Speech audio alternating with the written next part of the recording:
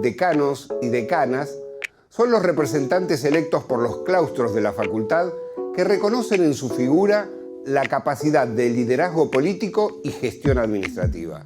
Una gestión es un breve paréntesis, me parece, en el desarrollo de una institución.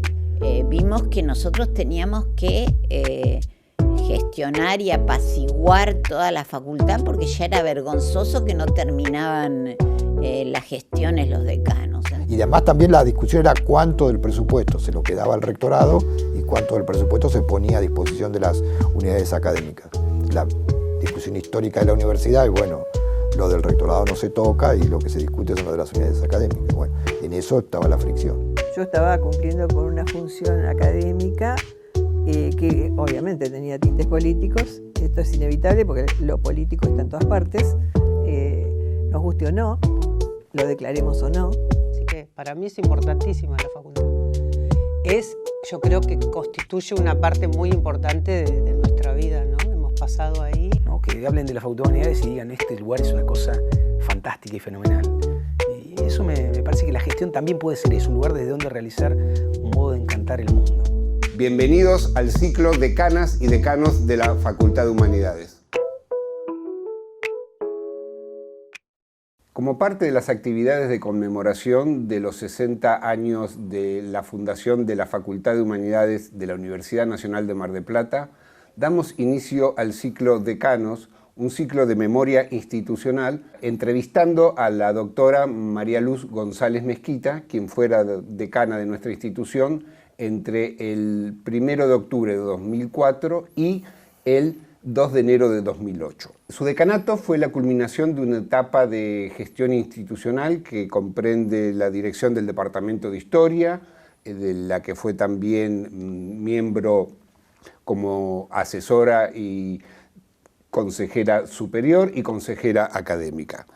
María Luz se recibió de profesora de Historia en la Facultad de Humanidades de la Universidad Católica de Mar del Plata, de licenciada y magíster artis en Historia por la Facultad de Humanidades de la Universidad Nacional de Mar del Plata y como doctora en Geografía e Historia por la Universidad Complutense de Madrid.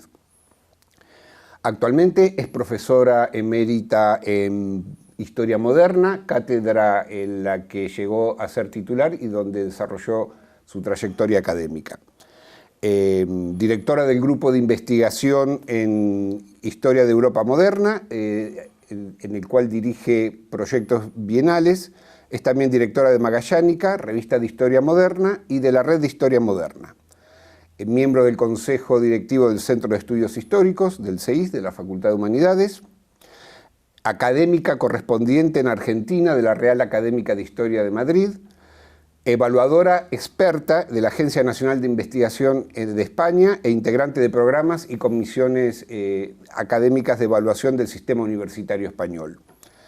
Es integrante del Comité Científico de diversas revistas nacionales e internacionales de su especialidad. Fue profesora invitada en prestigiosas universidades nacionales, la Universidad de Buenos Aires, y instituciones extranjeras de renombre, como la Universidad de Viena, la Universidad Autónoma de Madrid, la Escuela de Altos Estudios de Ciencias Sociales, la ECOL, y de la Universidad Nova de Lisboa. Ha publicado más de 10 libros de su autoría y edición y más de 30 artículos en revistas nacionales e internacionales y más de 40 capítulos de libros y dirigido cerca de una decena de becarios y tesis de grados y de posgrado. Ha dictado cerca de 20 cursos y seminarios de grado y posgrado, asistió y participó en proyectos de investigación nacionales e internacionales, ha recibido becas, premios y distinciones a nivel nacional e internacional. Esta apretada síntesis en realidad no hace justicia a una extensa labor, desarrollo y trabajo académico en la que es especialista en historia moderna, con un área de expertise en lo que es la monarquía española entre los siglos XVII y XVIII y en la Guerra de Sucesión, conflicto bélico que llevó a la dinastía de los tan controvertidos Borbones en España. Bienvenida, María Luz. Muchas gracias por permitirnos recibirte y por compartir este momento con nosotros. Bueno, Miguel, ante todo, gracias a vos por la presentación tan generosa. Solamente voy a decir que no son 10, los libros de mi autoría son un poco menos, y el resto, como bien dijiste, son en edición con otros autores. Y también quiero agradecer a las autoridades de la facultad, al equipo de trabajo que está organizando todo esto, que seguramente lleva mucho tiempo, en especial, obviamente, a las iniciativas que ha tomado el decanato para hacer esta conmemoración de los 60 años de la creación de la Facultad de Humanidades. Esto ya me lleva ya desde el principio a una especie de balance peligroso en algún caso, porque me cuesta mucho hablar de mí misma.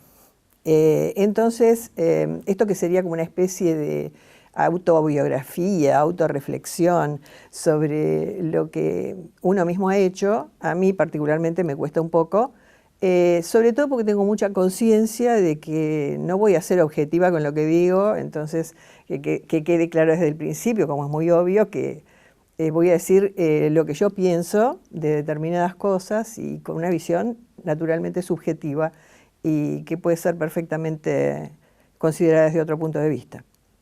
Bueno, muchas gracias.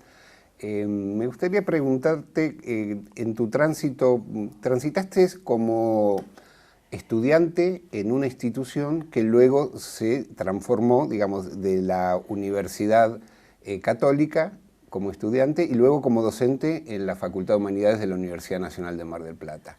¿Qué recordás de tu tránsito como estudiante, de figuras que te hayan influido a nivel de tu formación en el estudio de grado? Bueno, adelantar que se trató de una cursada en cuanto al profesorado muy tranquila, en principio, pero que tuvo un agitado final, una difícil transición y que, bueno, todo ese periodo, obviamente yo me recibí en el año 72 y nos entregaron el título en el año 73, en un momento en el que ya se estaba hablando de que la universidad iba a hacer una fusión, etc. En el momento en que me entregan el título, tengo, no sé, la coincidencia de haber podido recibirlo con la presencia de Coca Maggi, de quien voy a decir que fue mi profesora como ayudante de filosofía medieval, y todavía recuerdo sus clases de San Anselmo, ¿no? Es decir, era una persona muy querida, sin duda, pero no puedo decir que tuve una estrecha amistad con ella porque estaría volviendo atrás con una visión del presente, ¿no? Es decir, utilizando el pasado para hablar hoy. Y como historiadora, a pesar de que nos cuesta mucho, tenemos que tener una plena conciencia de que todo lo que hoy decimos sobre lo que pasó hace muchos años está teñido, bueno, de una selección de memoria que a veces nosotros lo llamamos exactamente una reconstrucción histórica, cosa que es imposible. Sabemos que la reconstrucción no puede darse, pero sí tenemos una memoria y, por supuesto, esa memoria en todos los casos es una memoria selectiva, ¿no? Así que yo digo, como alumna del profesorado no quiero hacer nombres porque seguramente me olvido de alguien muy importante, pero sí voy a decir que tuve una buena cursada y luego, como te digo, vinieron algunas épocas turbulentas en las que yo ya no estaba en la facultad, pero sí recuerdo los últimos años de cursada cuando ya había asambleas en las que se destacaron algunas personas que luego tuvieron actuación política, incluso a nivel local, ¿no?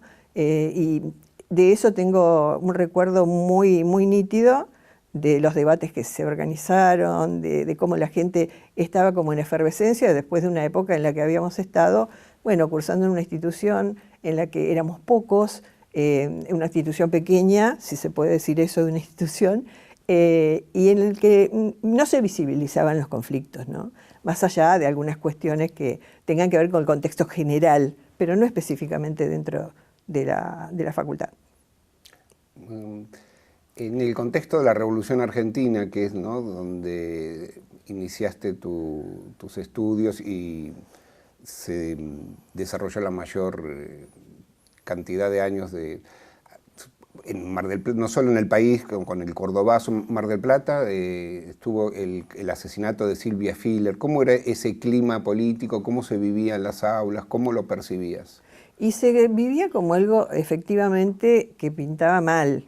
Ahora, los detalles no los teníamos los que podíamos considerarnos alumnos que no tenían una participación política activa, ¿no? Y en ese sentido yo puedo decir que en algún momento me gustó siempre relativizar cosas, mirar todos los puntos de vista antes de emitir un juicio. Por eso es que te adelanto que no tengo una ascripción política, si bien obviamente sí tengo coincidencias de principios con determinados grupos políticos, y sobre todo tengo un defecto, creo, que es tener coherencia. A esta altura lo considero defecto, antes lo consideraba virtud, pero bueno, uno puede cambiar un poco, nada menos que en esto, pero sí una serie de principios que son absolutamente inamovibles. Es lo único que no modifico, no estoy de acuerdo con Groucho. ¿No tenés otros principios por si no gustan estos? No los tengo, no. María Luz, ¿qué significó para vos y para tu familia? Sos primera generación de estudiantes universitarios, ¿no es cierto? Estábamos hablando hoy de la entrega de tu título por las autoridades, donde estaba en una foto que nos proporcionás, Coca Maggi. ¿Qué reflexión te merece Yo creo que, no están para decirlo, pero mis padres seguramente se sentirían muy orgullosos.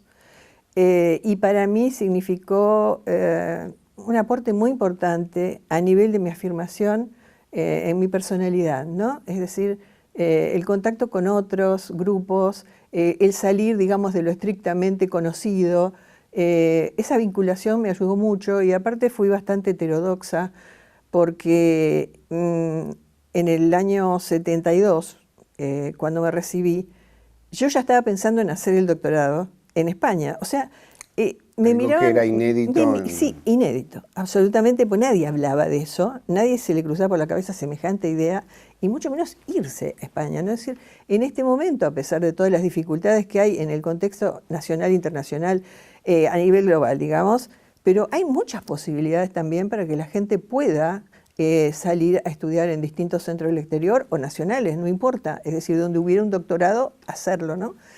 Y en ese momento era verdaderamente difícil. Yo pedí una beca para ir a hacer el doctorado en España, y nadie me cree, desde el 72 hasta el 87, todos los años. ¿A qué institución lo dirigías? Me aparecía en la Embajada de España, sector cultural, y pedía la beca del ICI, del Instituto de Cooperación Iberoamericana, que era la única que podía, a ver, desde mi conocimiento, era la única que podía pedir. 12 años más, ¿no? Que iba todos los años hasta que finalmente conseguí la beca, ¿no? Entonces mi primer abordaje de doctorado fue en el 87. Así que empecé como al revés de la historia. Primero empecé el doctorado, después, como estaba la maestría en Mar del Plata, también obviamente no podía desperdiciar esa maestría que realmente era increíble porque estuvieron en actividad presencial Roger Chartier, Giovanni Levi, bueno, no quiero hacer una lista de nombres, también digo, había dicho al principio que no me quiero olvidar de cosas muy importantes, seguramente acá dejo una serie de profesores que sin duda merecen ser también mencionados. Así que creo que sí, y creo que me miraban en muchos casos como diciendo, te estás proponiendo una misión imposible, ¿no? Y en mi familia también lo pensaron. Y no faltó quien me dijo, en la defensa del doctorado, ya te estoy hablando del momento de la defensa de la tesis. ¿Año? Año 2002. Y sí, nunca hubiera creído que podría llegar a esto. Linda frase. Sí. Y otra que dijeron en el jurado que me parece interesante también marcarlo. Esta tesis parece hecha en España. Yo dije, caramba, ¿qué debo tomarlo? ¿Como un elogio o qué pasa?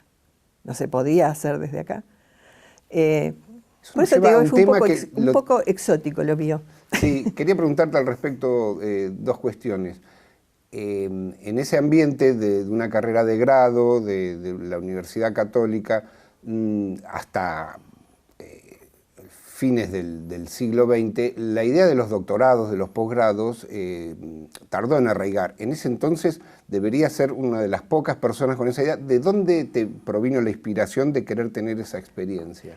Y porque yo pensé que la única forma que tenía para perfeccionarme era seguir cursando otra carrera que obviamente tenía mucha inclinación por geografía, pero que se abrió después de historia en la Católica.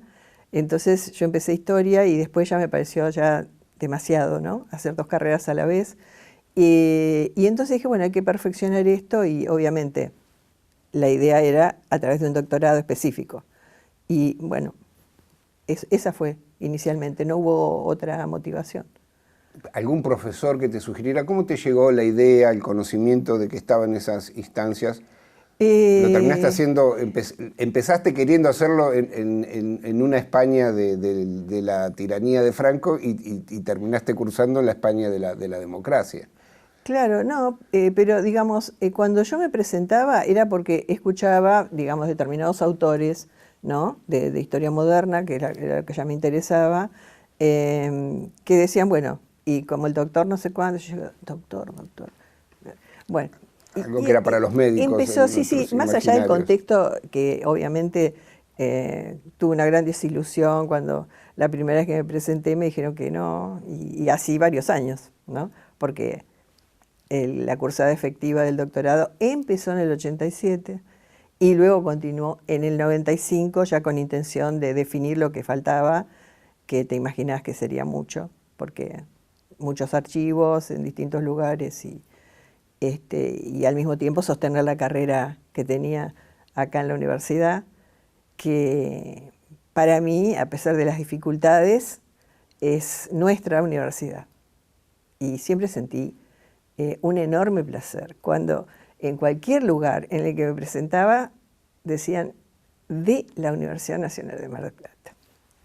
Eso era genial y sigue siendo genial, porque es el marco institucional. Yo creo que no valorado suficientemente, porque es muy importante.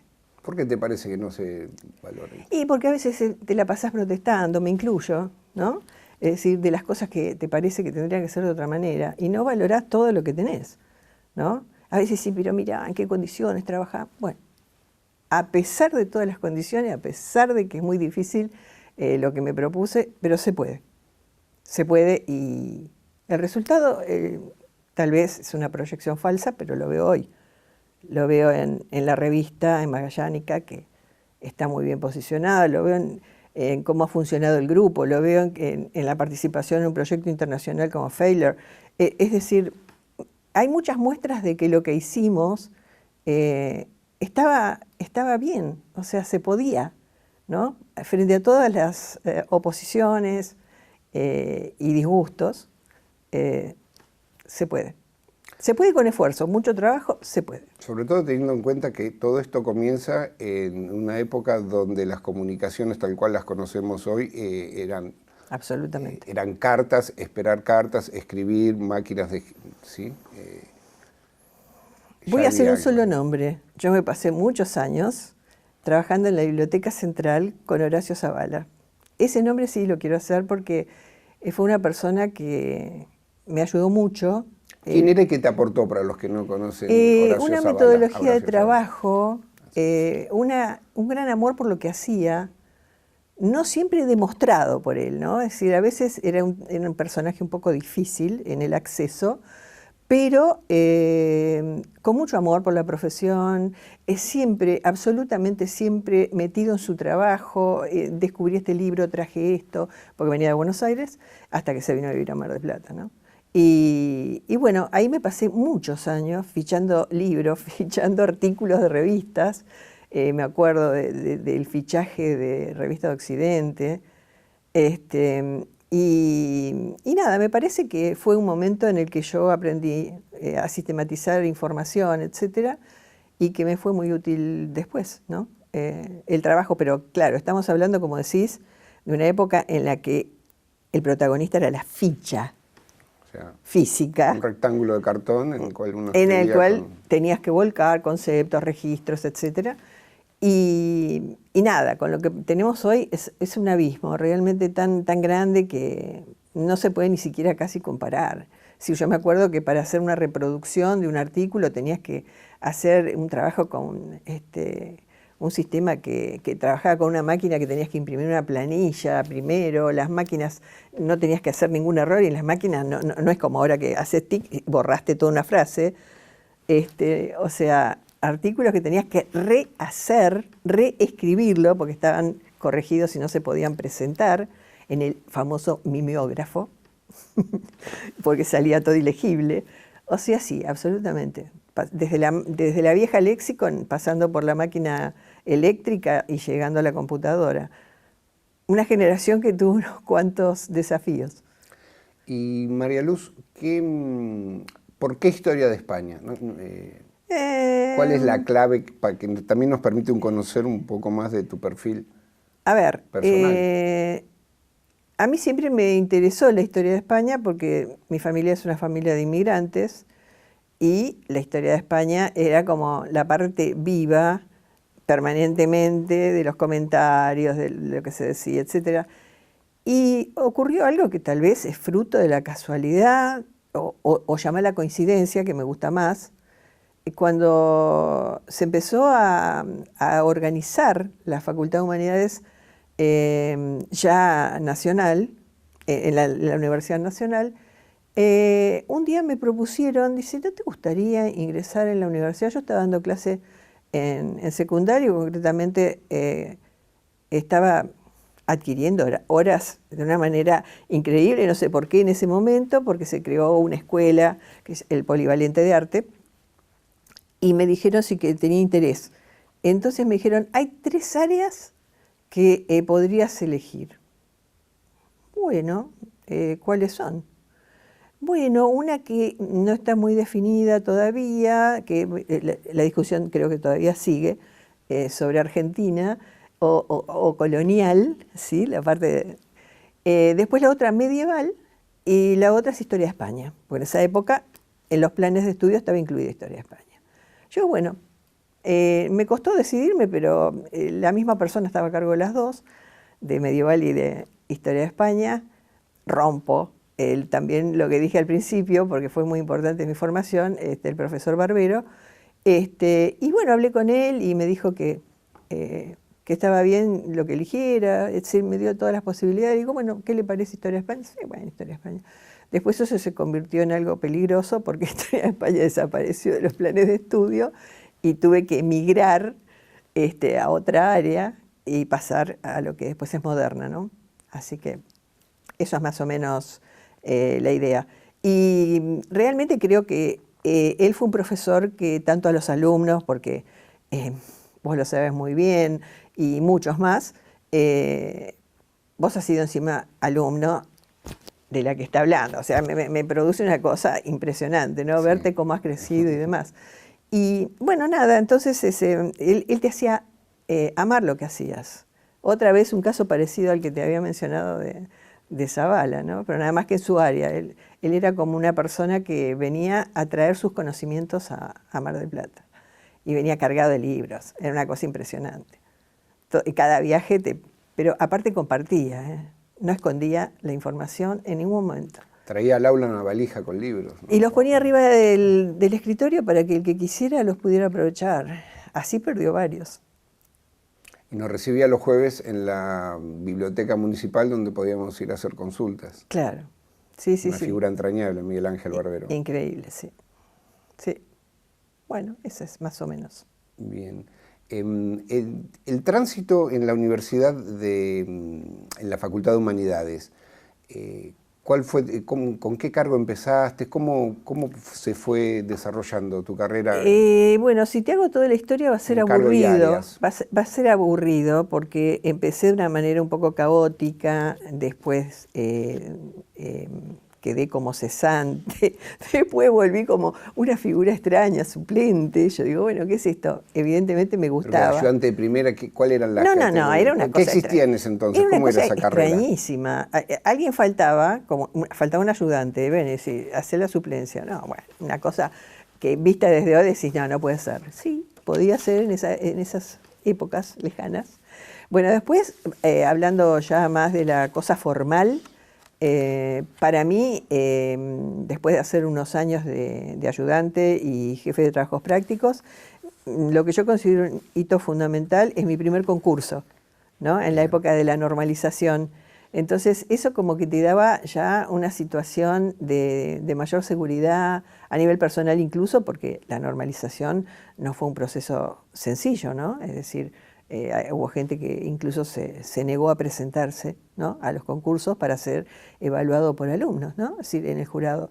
Hubo distintas actitudes, como siempre sucede, pero bueno, a mí me sirvió mucho ese concurso en el que fui designada adjunta en Historia de España, que después cambió a Historia Moderna cuando se hizo la reforma del plan de estudios, en el que desaparece Historia de España y queda una materia que era medieval moderna, bueno, unas transiciones complicadísimas a nivel académico, y la lucha para conseguir que fuera moderna, digamos, y medieval en distintos cuatrimestres para que tuvieran autonomía, digamos, ¿no?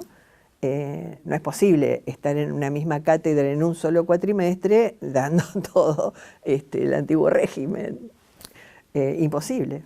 Entonces, bueno, llegado el momento también fue una época en la que hubo una opción, porque el profesor de Moderna desistió de presentarse a los concursos y, bueno, me presenté al concurso para Moderna y tomé ya el área de Universal.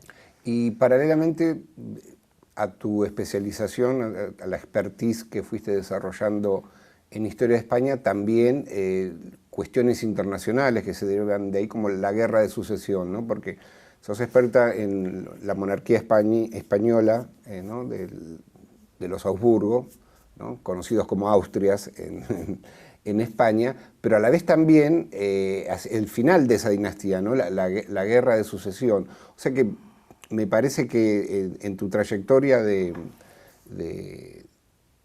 especialización está el caso español, pero a la vez en un contexto internacional. ¿Cómo lo fuiste llevando a ese plano? En el nivel académico, digamos, yo siempre fui un poco obsesiva, si cabe. Entonces, tomé muy en serio las recomendaciones que me hicieron. Para hacer la tesis, por ejemplo, tuve que, digamos, circunscribir el tema para que después pudiera realmente hacer una tesis sólida, que no se fuera en distintos temas, y que eso sucede, digamos, naturalmente, pero creo que hice algo que después teoricé escuchando distintos profesores, ¿no? Y es que comprender que hacer un aspecto micro no significa dejar de hacer un aspecto macro. Es decir, incluso me animé a escribir un artículo muy audaz sobre la microhistoria y su relación con la macrohistoria, ¿no? Es decir, en el que yo proponía hace muchos años, y ahora se está por reeditar, yo proponía que era un error considerar a Carlo Ginzburg un prisionero de la microhistoria, hace muchos años, ¿no? Entonces, analizando un libro en particular, que era Historia Nocturna, yo decía que, bueno, que el haber analizado fenómenos micro no le había impedido llegar a esa maravillosa obra con la que, obviamente, en las conclusiones podés no estar de acuerdo, es muy macro, pero fascinante, ¿no? Entonces, ¿cómo pudo conjugar las dos cosas? Porque es imposible separarlas. Es decir, cómo llegó a la definición de la existencia de un zócalo cultural que atraviesa Europa y Asia, y cómo descubre que en ese zócalo cultural hay algo que es un mito que tiene que ver con el monosandalismo. Y yo cuando leía eso decía, pero ¿cómo es posible llegar a esta conclusión? Y entonces relaciona los mitos de Cenicienta, por ejemplo, la pérdida del zapato, con Aquiles, con el talón, etcétera, ¿no? Y me pareció fascinante. La tradición indoeuropea de fascinante.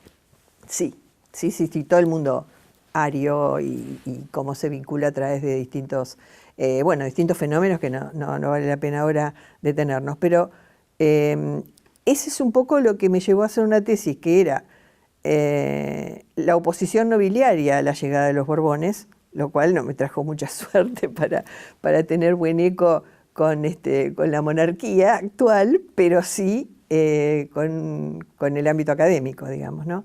Porque en ese analizar a la nobleza, yo tuve que elegir aún una mayor circunscripción y hacer el estudio de uno solo de los nobles, que es el que realmente para mí es paradigmático en la oposición, era el noble más importante en la corona y dejó absolutamente todo y se pasó al bando de los Austrias. Es absolutamente notable, si bien también es cierto que siempre actuamos con el resultado de los acontecimientos, ¿no? Es decir, ¿cómo jugó tanto? Bueno, a lo mejor él no consideró que iba a ser del bando derrotado.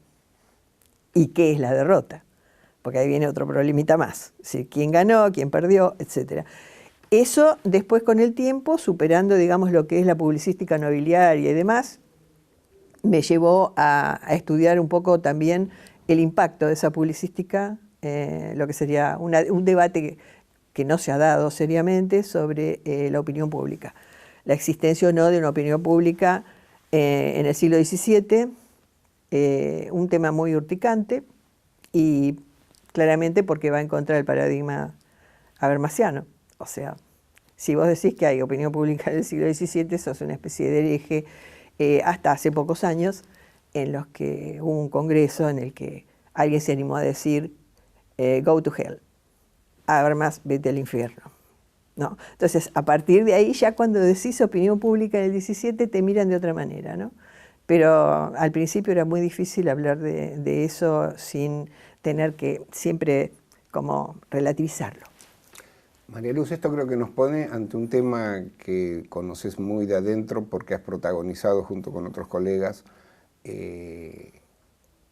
resolver algo que en el clima académico se lo presentaba como de muy difícil desarrollo, que es hacer historia de España, historia europea en América, en Argentina. ¿Cómo pudiste accionar el prejuicio, el tema de, en la época que estamos hablando de las comunicaciones, las fuentes, digamos, resultaban un problema que podía ser un argumento para los que querían demostrar la inviabilidad de esta opción? Sí, era un argumento muy recurrente. Ustedes no pueden hacer historia de Europa en Mar del Plata. Es decir, en la periferia del imperio, digamos, ¿no? Si bien el concepto de periferia también está discutido. Así en historia ya sabés que discutimos cada cosa que decimos. Entonces, no me voy a parar en cada concepto para aclararlo. Pero es cierto lo que decís y el problema es o sea, ¿cuál es tu decisión? ¿Tu decisión es hacer historia de Europa y querés hacerla en serio? Y sí, tenés que ir a buscar los archivos. ¿Es fácil? No. En este momento es otra realidad, porque en este momento hay mucha digitalización de las fuentes, cada vez más, ¿no? Te enterás de archivos enteros casi digitalizados, ¿no? Pero sí, por suerte pude hacerlo y, insisto, con la buena disposición de unos y tal vez el disgusto de otros, pero bueno, así son las cosas, no siempre estamos todos de acuerdo, ¿no? Y tuve también ayudas de instituciones que te pueden dar una beca, te presentás, bueno, eso ya es casi todo esfuerzo, sí, pero también azar, ¿no? Es decir, no podemos descartar lo que alguien dijo alguna vez, es muy importante todo lo que hagas, pero es muy importante la oportunidad, ¿no? Y sí, demostramos que se pudo, pero es cierto que tenemos un esfuerzo adicional.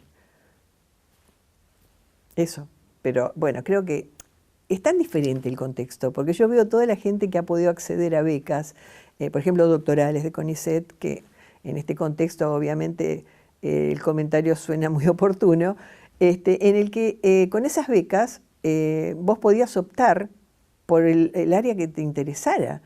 Después, si no, tenías que a veces un poco inventar el tema para que no tuviera dependencia absoluta de los archivos en el exterior, ¿no? Bueno, en el caso de la guerra, un ejemplo estaría en la finalización con la paz de Utrecht.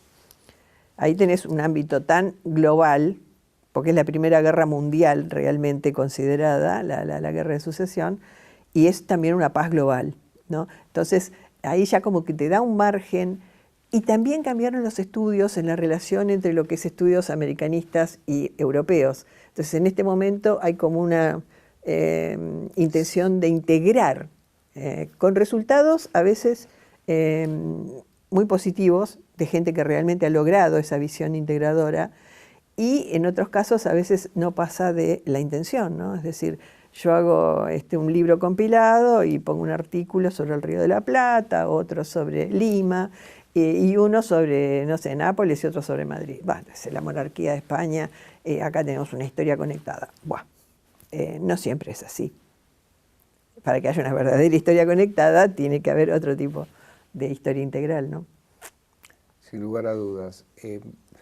Tu experiencia como directora de la carrera de Historia, ¿qué desafíos te planteó? ¿Cómo los resolviste? ¿Cómo interactuaste con los diferentes actores? Bueno, no es la gestión no es precisamente lo que seguramente más de mi carrera me define, probablemente, digo, hice mucha gestión. En el departamento estuve 2 periodos, y después fui, como dijiste, consejera en todos los ámbitos académico, departamental, superior.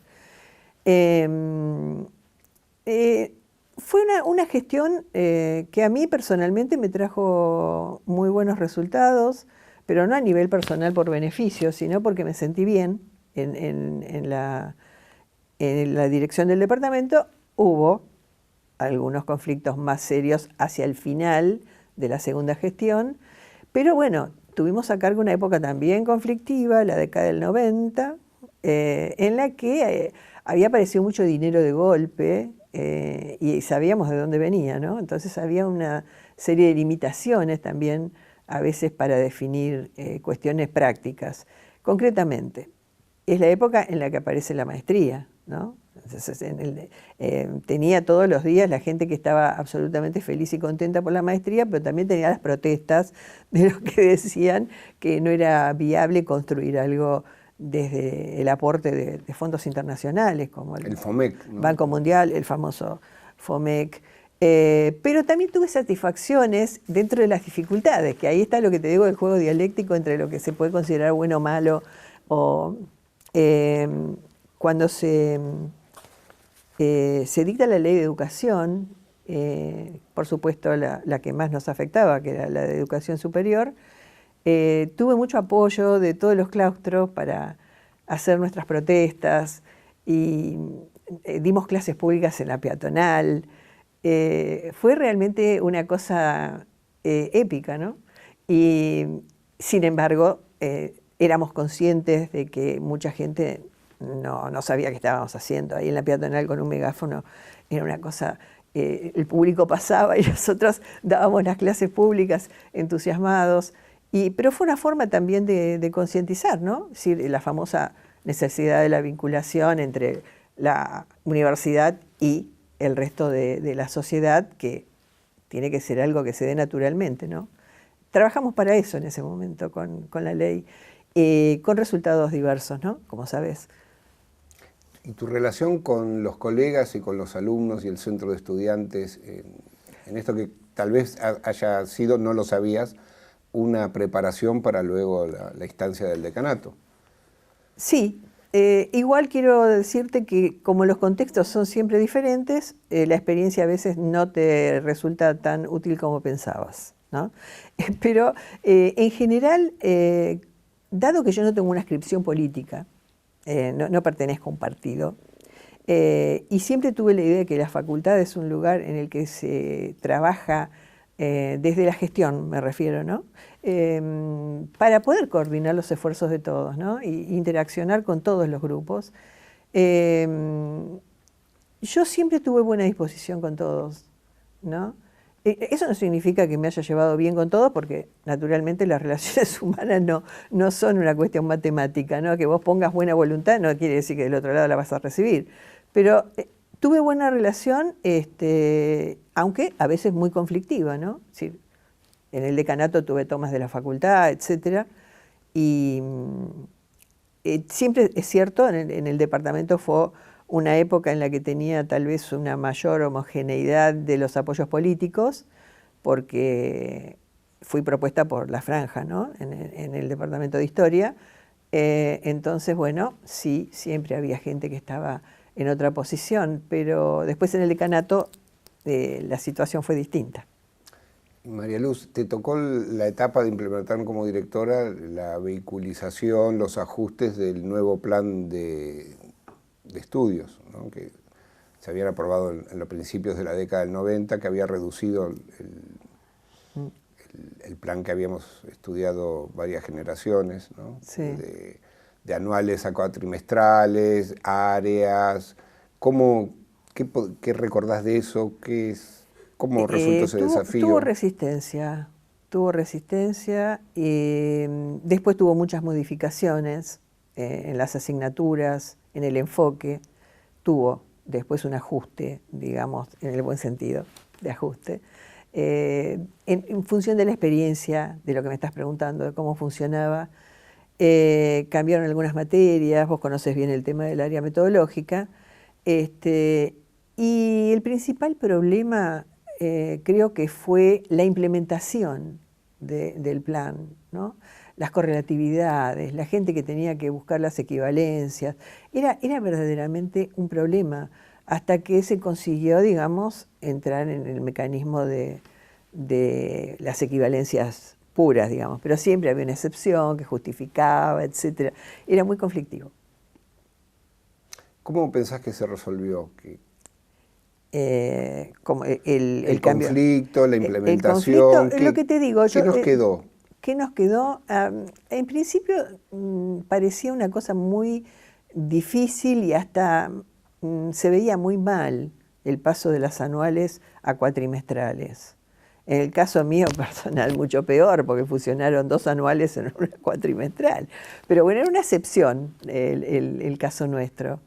Pero ¿cómo se resolvió? Yo creo que con lo que te estaba comentando, viendo qué pasaba con la experiencia de lo que estábamos implementando y cómo había dificultades y tratando de solucionarlas con la reforma después, posterior del plan, en la comisión en la que yo participé también. Es decir, aportando lo que conocía de las dificultades que habían surgido, ¿no? Al principio hablar de cuatrimestrales impactaba, ¿no? Me incluyo. Es decir, nos parecía inviable. No queríamos hacer selección de contenidos. No, no era lo nuestro. Entonces hubo en ese sentido mucha resistencia. Después creo que se fue entendiendo, y sobre todo las corrientes también que te dicen que no consiste en que vos estés parado enfrente de la clase hablando todo el tiempo de todos los temas para que todo el mundo te escuche. No es así. Entonces entendimos que había que modificar algunas actitudes y sacar provecho de la situación, ¿no? Hay una cuestión que se llama pragmatismo. La gestión implica cargos electivos, ¿no es cierto? Y otros de gestión política institucional que son de ejecutivo.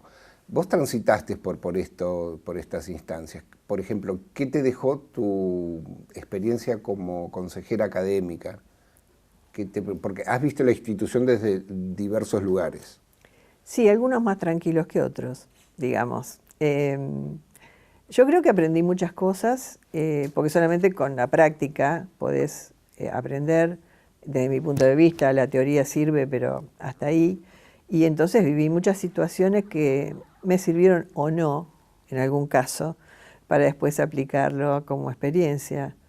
En principio siempre estuve en apoyo como te digo, en contra de la ley de educación, etcétera, por todo lo que implicaba en cuanto a la limitación de los principios más importantes que defendemos, que eran y que son la autonomía universitaria, la gratuidad de la enseñanza, y tener en cuenta el tema del cogobierno, ¿no? Entender, cuando estás en el académico, lo entendés, cómo funciona ese tema del cogobierno, ¿no? Es decir, son diferentes claustros con los mismos derechos a opinar, cosa que mucha gente no entiende. Es decir, porque... Bueno, y el voto. Y el voto. Sí, sí, el voto. El voto cuenta. Vale. Sí, el voto vale, pero sobre todo el respeto de que somos todos actores de la misma institución y todos tenemos el mismo valor. Suena fuerte. Cada uno en su función, cada uno en el lugar que ocupa. En este contexto de experiencias, ¿cómo se fue definiendo el proyecto, los grupos, el pensamiento de una facultad para llegar al decanato? ¿Cómo se dio esa instancia? ¿Te lo habías propuesto en algún momento de estos tránsitos, llegar al decanato? Absolutamente, soy sincera, no. Yo estaba cumpliendo con una función académica que obviamente tenía tintes políticos. Esto es inevitable porque lo político está en todas partes, nos guste o no, lo declaremos o no, pero es una institución académica. Para mí primero es una institución académica. Y entonces fui aprendiendo cosas, vi cómo resultaba el tema de la convivencia o coexistencia, que no es lo mismo. Y entonces, bueno, no, de repente se produce una situación política muy particular y me piden, ¿no?, que vaya como candidata a decana. Y yo tuve muchas dudas, lo hablé mucho.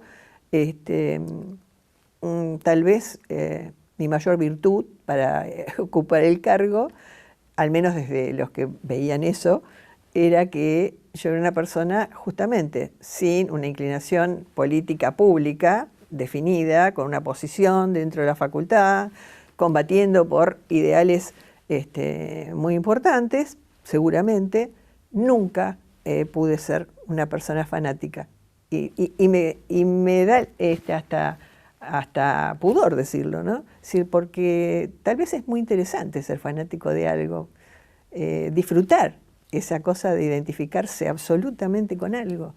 A mí no me pasa. Yo siempre relativizo todo. ¿Puedo darte una versión diferente? Creo que esa pasión, ¿no?, porque estamos hablando de pasión, está en tu producción académica, en tus investigaciones, sí, en la docencia, en la escritura. Sí, sí, seguro. Sí, sí, sí. Eso es lo que yo definí al principio como una especie de obsesión que a veces rebasa los límites de lo previsible, ¿no? Pero bueno, una vez que se analizó esto, yo estaba absolutamente de acuerdo con el proyecto que respetaba estos principios, ¿no? De un conjunto de docentes que apoyaban la educación pública, el ingreso irrestricto, la gratuidad de todos los niveles, la eliminación de los aranceles en algunos trámites burocráticos que todavía existían, y también que ninguna actividad de la facultad fuera efectivamente algo que se debía pagar, ¿no? Hubo con esto como una plataforma muy general de principios en el que obviamente lo que se buscaba era mejorar lo que se estaba haciendo, por ejemplo en infraestructura, que es lo que hicimos después en el decanato. Pero bueno, ya en la elección se quedó manifiesto que había un sector que no estaba de acuerdo con esto, como una proyección bastante natural de lo que eran las posiciones políticas. En el sector de estudiantes era el Frente, ¿no?, del 20 de diciembre, que presentó su disidencia con este proyecto, porque no estaba de acuerdo con determinados puntos de la plataforma que se proponían. En tu llegada al decanato, ¿cómo definieron el proyecto? ¿Cuáles eran los puntos mínimos a lograr? ¿Cuál fue los principales desafíos que se trataron de resolver? Yo creo que te respondo eso porque creo que lo hicimos con mucho entusiasmo. Pero después surgieron una serie de disidencias, de desacuerdos, no respecto a los principios, porque efectivamente se pudo llevar adelante mucho de lo que se había propuesto en la plataforma referido, como te digo, renovación del mobiliario, toda la cuestión de infraestructura, todo lo que era el aspecto de informática que estaba necesitando una renovación. los posgrados. La idea también de tener un sector editorial propio de la facultad. No nos olvidemos de nuestra revista de la Facultad de Humanidades, ¿no? De Aristas. O sea que todos esos proyectos efectivamente fueron, se pudieron ejecutar, ¿no? Y si vamos a lo que se definió con también uno de los puntos importantes era la reapertura de las carreras, ¿no? De que se habían cerrado con la dictadura. Entonces, bueno, yo creo que una parte importante de ese proyecto, incluso, por ejemplo, el participar de las reuniones de la Asociación Nacional de Facultades de Humanidades, que tenía unos objetivos increíbles, querían homologar todos los planes de estudio, porque seguían un poco el ejemplo de las duras, ¿no? De ingeniería que había conseguido eso. Así que cualquier, el plan Bolonia en Europa. Que cualquier estudiante de Mar del Plata podía ir a cualquier lugar y podían venir de cualquier lugar a Mar del Plata y no había que hacer nada de homologación de nada. Pero claro, ponerse de acuerdo en los contenidos mínimos de lo que es humanidades no es lo mismo que en las duras, ¿no? Y ahí, bueno, pero fue muy importante como vinculación con el resto de las facultades. Y como digo, creo que se cumplieron muchas de las cosas que nos habíamos propuesto.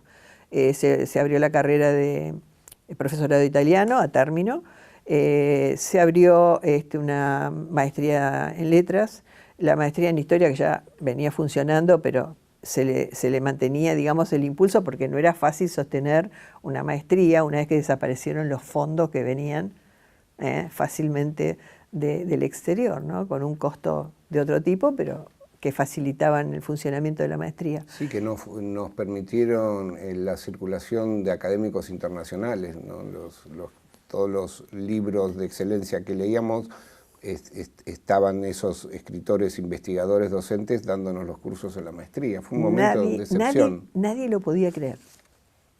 Los mismos profesores que venían no lo podían creer.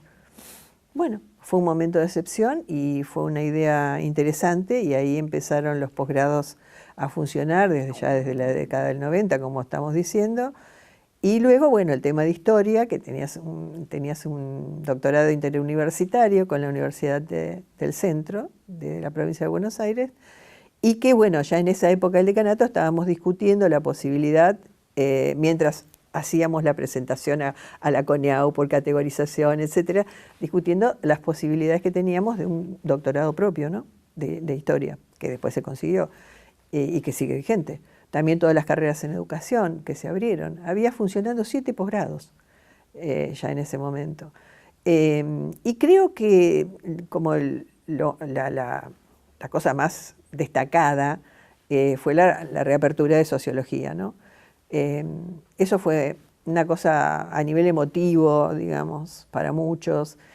A nivel práctico, fuimos la facultad con más inscriptos, porque ya en sociología había 600 de inscripción, no quiere decir que cursaron 600, pero sí había 600 inscriptos, pero con las limitaciones de infraestructura por las que peleábamos, porque no había aulas suficientes y hubo que funcionar en otros lugares, etcétera, una verdadera odisea, muchas dificultades en las designaciones, muchas dificultades en la interpretación del programa que facilitaba los fondos desde la Nación. En suma, un proyecto que parecía perfecto, pero que en el fondo tuvo mucha oposición interna y externa, porque había otras facultades que querían llevar la reapertura de sociología. No es que se adjudicó graciosamente y nadie dijo absolutamente nada. Había otras facultades que querían la reapertura, ¿no? Y en ese momento, bueno, se producen dificultades que llevan al fin de mi gestión, porque nosotros creo que fallamos en no poder conseguir un consenso, ¿no? No poder llegar a un consenso. ¿Un consenso para qué? Un consenso para poder llevar adelante la gestión de una manera efectiva.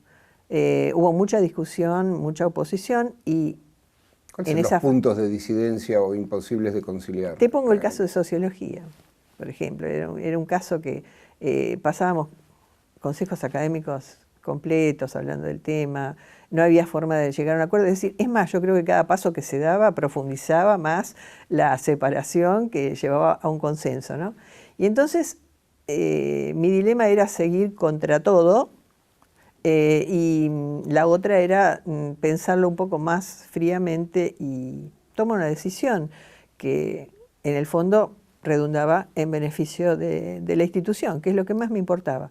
Es decir, mantener la gobernabilidad y mantener la institucionalidad. En un momento muy conflictivo, como ya te dije al principio, con una toma de facultades, etcétera, muy efectiva y con situaciones muy difíciles entre los integrantes de la comunidad universitaria a nivel de la facultad, y por eso es que decidí presentar la renuncia con algunos argumentos que expongo, cualquiera la puede leer, están publicadas en los diarios.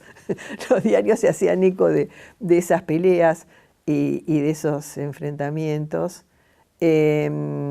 Y bueno, a pesar de todo eso, cuando yo manifesté que me iba a renunciar, me pidieron un informe de gestión. Y el informe de gestión también tuvo oposición. Entonces, yo dije, bueno, acá está el informe, léanlo tranquilos, y creo que realmente merece ser aprobado. Incluso, voy a hacer un comentario que tal vez parece tonto, yo había decidido comprar un edificio propio para la facultad y tenía los fondos. ¿Qué pasó con ese proyecto? ¿Cuál era el proyecto era tener un lugar para los posgrados, para los investigadores y para extensión, ¿no? Otras facultades lo hicieron. La nuestra tuvo también algunos problemas, porque entonces bien, en fin. ¿Vos crees que la crisis de gobernabilidad afectó este crecimiento edilicio institucional? Creo que sí, ahí quedó el milloncito ahorrado. Y yo me fui, o sea. Pero bueno, el informe está aprobado y tengo esa enorme tranquilidad, porque no había nada que ocultar, una gestión absolutamente transparente. Eso es muy importante para mí, haberme ido con esa tranquilidad. O sea, en este clima de inestabilidad político-institucional que estás comentándonos, las tomas, ¿por qué se llegó a las tomas y qué buscaban? Las tomas tenían objetivos muy concretos. Por ejemplo, sacar el arancel en las maestrías, por ejemplo. Claro, en los posgrados, que no se cobrara la cuota que se paga para el laboratorio de idiomas, por ejemplo, querían que fuera gratuito, etc. Es decir, está todo en la plataforma que se presentó en su momento y apunta a la implementación estricta de la ley, ¿no? Es decir, llegar a conseguir eso que, bueno, en algunos casos recién están en la reforma, creo que de 2015. O sea que varios años después se consiguieron algunas de las reivindicaciones que se pedían en ese momento. Además de conflictos puntuales, porque designación de profesores, los concursos que tardaban en salir, etc. ¿Sí? Todo lo que hace al funcionamiento general, pero también a veces con conflictos puntuales. Así que bueno, es mi visión absolutamente subjetiva, como digo, ¿no? de lo que yo viví, y es memoria, que afortunadamente la mía es muy selectiva, porque si no, no hubiera podido seguir adelante después de la experiencia. Y María Luz, ¿cómo fue tu relación con el Consejo Académico, considerando que en 4 años hay una renovación de mediano término? Sí, el problema era que ahí no estaban ni siquiera sincronizados. Entonces, todavía, claro, entonces hubo una renovación del Consejo un año antes de que terminara el decanato. Por lo tanto, bueno, conducía a que vos tuvieras una conformación del académico que no era la conformación inicial que te había llevado a la gestión, con todo lo que eso implica, que las disidencias son lo de menos. El problema es el clima que se fue generando, que terminó en momentos agresivos, entre distintos claustros, etc. Y afortunadamente, digo, tanto en el aspecto de sociología como en otros del funcionamiento burocrático, porque también en el sector administrativo había problemas, no había un archivo, hubo que crear un archivo, un lugar específico para guardar la documentación, etc. Te cuento casi anecdótico esto, pero en todo momento tuve el apoyo del sector administrativo, e incluso dialogué mucho con todos los sectores, no significa que haya llegado a acuerdos, pero dialogué mucho, y en el caso de sociología no puedo dejar de lado mencionar, digamos, el apoyo que tuvimos de parte del rectorado, que en todo momento siguió con estos trámites tan difíciles como eran obtener los fondos, aprovechar, digamos, que había como una afinidad con el ministro, que era también sociólogo, ¿no? Filmus, sí. Es decir, hubo apoyos de distinto nivel, pero bueno, como digo, creo que fue la imposibilidad de conseguir un consenso. No. ¿Qué pensás que no ayudó en esta elección a poder seguir manteniendo la mayoría en el académico? ¿De parte de qué? Claro. El cambio en la segunda elección. Claro. No, yo creo que lo que te digo, se habían polarizado ya las posiciones. Incluso había habido cambios que después se visualizan más adelante, ¿no? Tal vez no eran todavía evidentes en ese momento, pero que se visualizaron más tarde, ¿no? Respecto a las posiciones que ocupaba cada uno dentro de los sectores políticos. Eso creo. Y entonces eso llevó a que hubiera una situación como de indefinición, ¿no? Pero caracterizada por la oposición a determinados puntos que en definitiva eran ejecutar el plan que nos había llevado al decanato. Si yo no inventé absolutamente nada, simplemente seguí lo que había sido una plataforma propuesta y que nos parecía lo más indicado.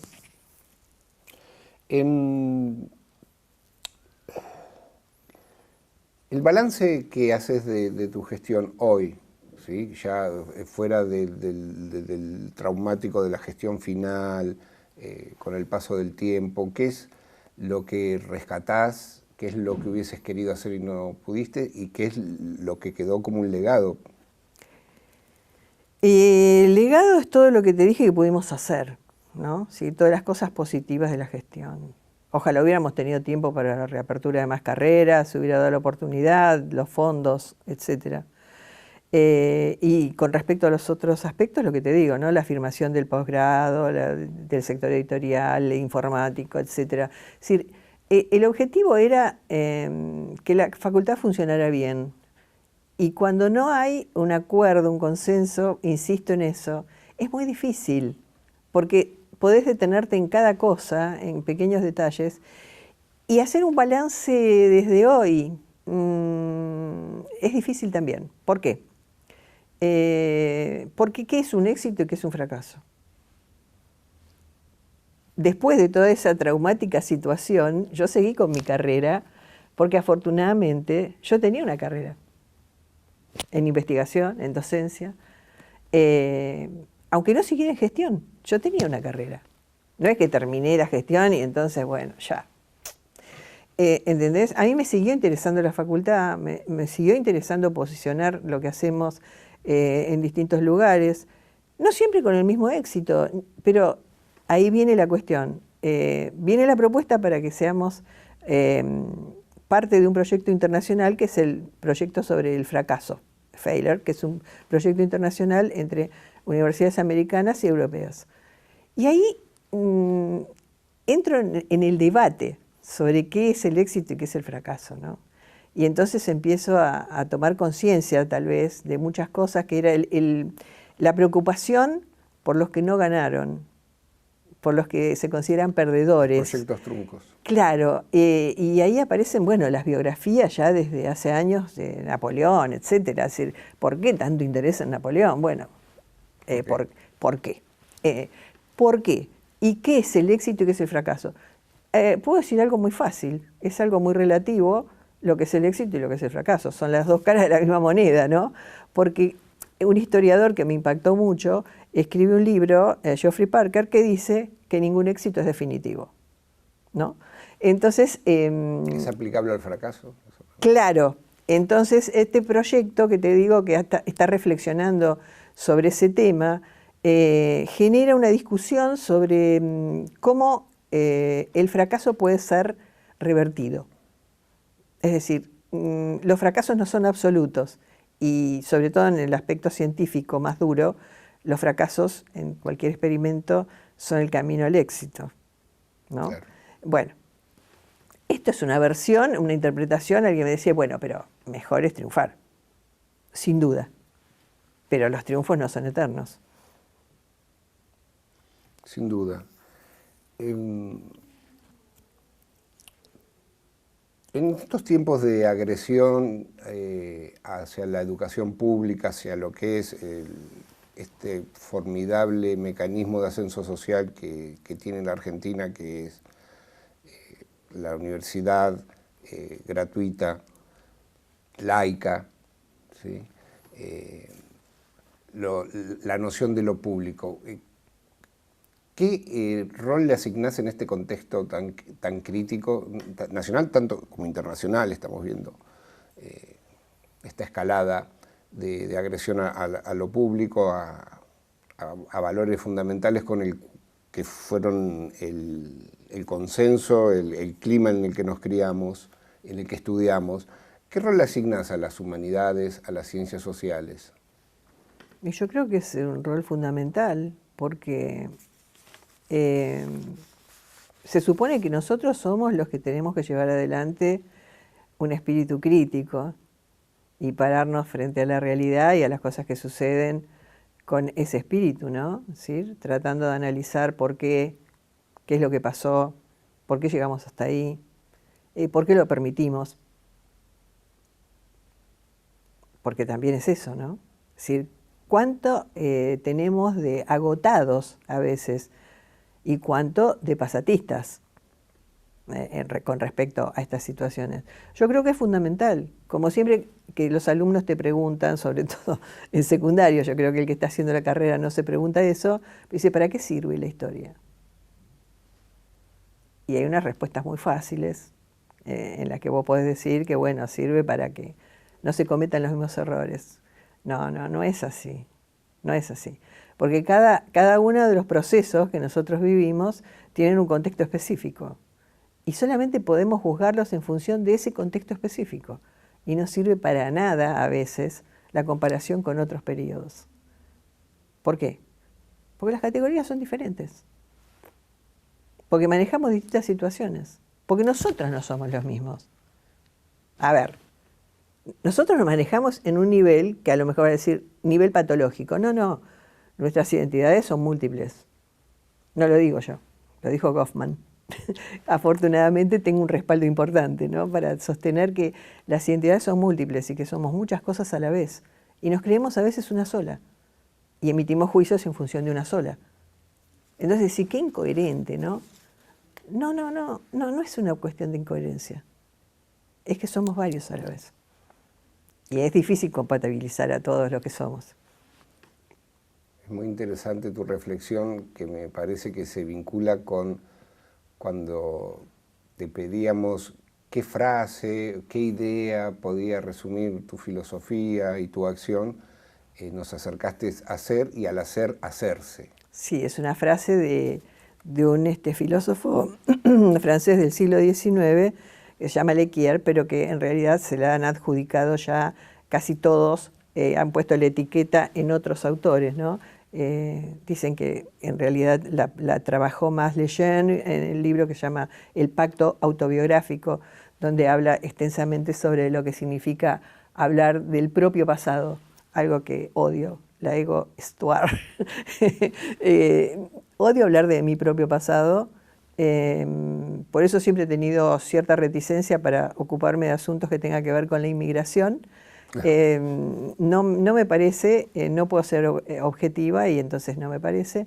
Y nada, y también Gusdorf, cuando escribe sobre la autobiografía, dice esto de que nos hacemos al hacer cosas y que justamente ahí es donde vamos produciendo nuestros cambios y construyéndonos.